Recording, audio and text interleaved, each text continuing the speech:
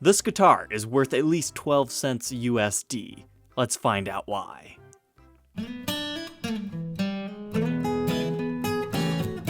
Welcome back, troglodytes, to your daily dose of guitar information, the Trogly's Guitar Show. Now, isn't that just an intriguing title? Don't worry, there's something good on this thing. It's not just a regular deluxe. But it was listed on Reverb as a 1970s Gibson Les Paul Deluxe cherry mahogany newer hardshell case included. He says this guitar has a lot to tell just by the looks of it. It's really worn, but it's solid with a straight neck and no repairs. Okay, let's take a look at this thing.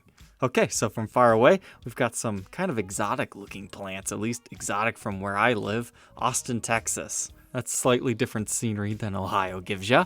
But it's just kind of what I would consider a faded cherry color, I would guess. It might have started life as a wine red and got heavily sun bleached. I mean, you can kind of see the logo there is really yellow. I guess it's also possible it started life as a walnut finish, but probably not. Definitely looking at the back here, it's wine red. It's super worn in. It's got a bunch of buckle rash, buckle worming here. And then we get to the top. Ooh, it's starting to come apart.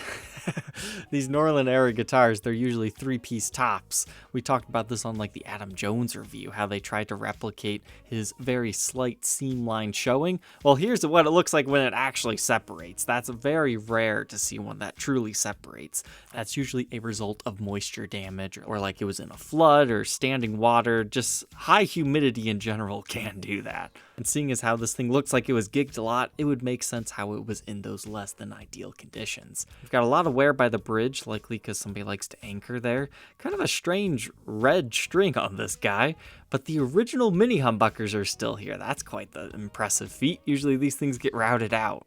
Looks like this photo, not showing us too much here. Maybe just a little bit of wear here. Original strap buttons yet.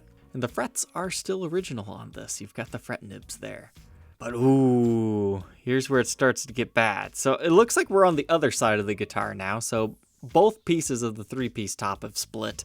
We're missing the binding along this edge and the finish is completely worn. Now thankfully, at least from this angle, it doesn't look like the top is lifting or anything. So your options for restoration would be either just scraping the rest of the top off and putting a 2-piece top on, or I guess you could restore it to a 3-piece if you really wanted to. Or just, put the binding back on and call it a day. But things aren't looking so good here. And then we continue on to the back of the neck. Now this is just a nice natural playwear patina. It doesn't look like it's been sanded down or anything. It's just naturally been played into this, and I bet this neck would feel really good to play. Despite the frets being almost non-existent here. And over on the other side of the guitar, yeah, looks like a similar scenario down here. The binding's missing. I mean, with all the finish checking, I'm guessing this had to have been in some sort of a flood. Like maybe somebody's basement flooded and this absorbed water, and that's what caused that to crack.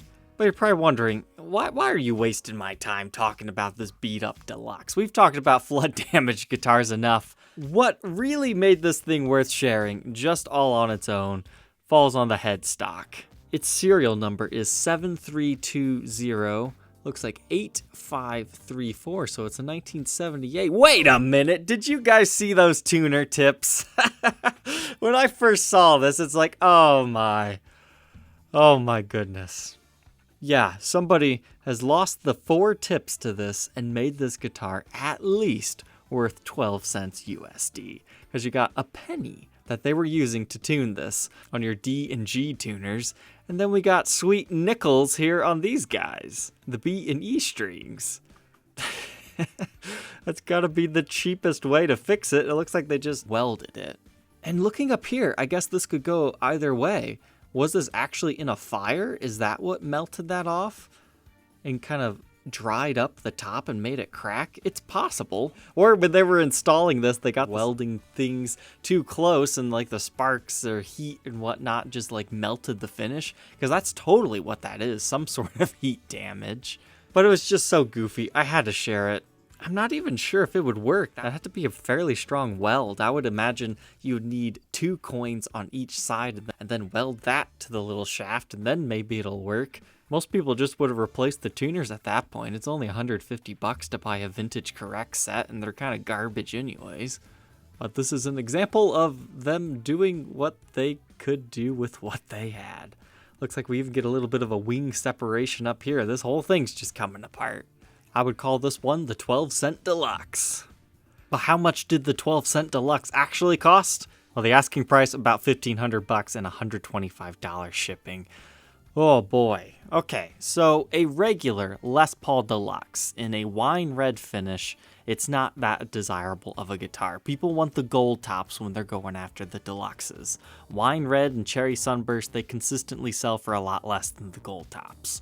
So assuming that it's not cracking, falling apart, still has original mini humbuckers and all that stuff, all things considered, this thing before the flood would just be considered like a player's grade Deluxe that needs a refret. So something like that, probably between like 15 to the low 2000s, with that sweet spot being about 17 to 19. But at $14.99 for a flood damaged one, that's kind of tough. I mean, you can't even part out the tuners, so there's not a lot of value there besides the 12 cents and maybe selling some of them for parts, so maybe $25 in that. The original mini humbuckers, as long as they're all working okay, you could probably get about $400 for the set of those. And just the husk, I would say maybe about $500. So saying that this guitar is worth like $300, that's just not fair to it. It's still worth about $1,000, I would say, even in this state. Because it's still technically playable, and the seller says that it doesn't necessarily need any work right away as long as you like the low frets.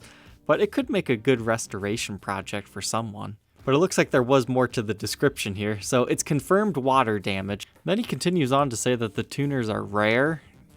They're not necessarily rare. I mean, I understand what he's saying. These Gibson branded ones, you don't normally find them on a Deluxe. You mainly find those on like Marauders and Flying V's of the era, but they do occasionally show up on a Deluxe or a Standard. They were just kind of a shortly lived late 70s thing, this exact variation, but you can pick them up anywhere between like $100 to $200 on the used market. Heck, if you're looking for a set, I think I might have one in my parts drawer. But then he brought up an interesting point. They're vintage US coins, and it is confirmed welded in place of the tuning keys. You can't really just say vintage coins and leave it at that, because what if this one penny just happens to be that really rare collectible penny that's worth a whole bunch of money, even in welded on a guitar tuner shape? I'm guessing that the dates just aren't readable, or they're just not that very collectible of coins. But hey, that's a topic on my hidden coin collecting channel. But I do appreciate that, yeah, even he can find the humor in the fact that somebody's done this. The only thing I don't really agree with this guy's description is his epilogue here. He's saying that this is the kind of relic job that Fender luthiers try to replicate. No. They're not trying to replicate welding burns. They're not trying to replicate cracked tops, water damage stuff. They go for like the super hard heavy wear. I see what he's saying like for this, but I think this is just kind of turned into a little bit of a project.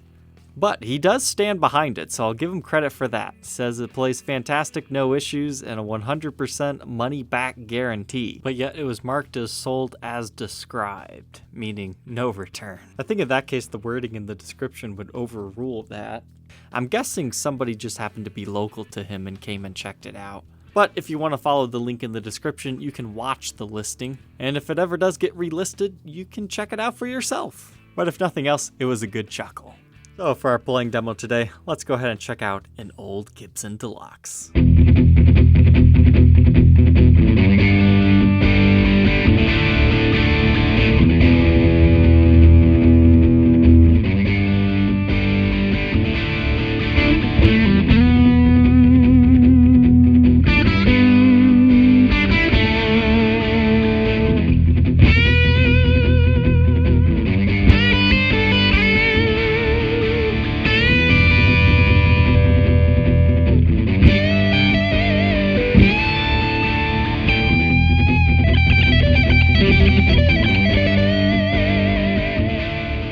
The only question left, would you rock the 12-cent Deluxe or not? Leave your answer down in the comment section below. Don't forget to like, comment, and subscribe, and we will see you tomorrow on the next episode. Take care.